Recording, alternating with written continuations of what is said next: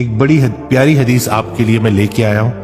اور وہ حدیث یہ ہے کہ سیدنا عبداللہ بن عمر رضی اللہ تعالیٰ عنہ سے روایت ہے۔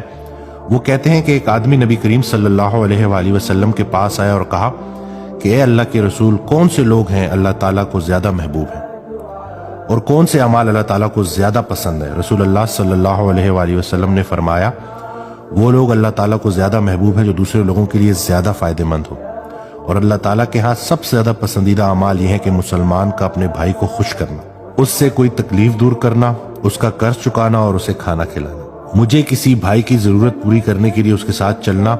اس مسجد نبی میں 1 مہینہ اعتکاف کرنے سے زیادہ محبوب ہے۔ اور یاد رکھو کہ جس نے اپنے غضب کو روک لیا، اللہ تعالیٰ اس کی خامیوں پر پردہ ڈالے گا۔ جو آدمی اپنے غصے کو نافذ کرنے کے باوجود پی گیا،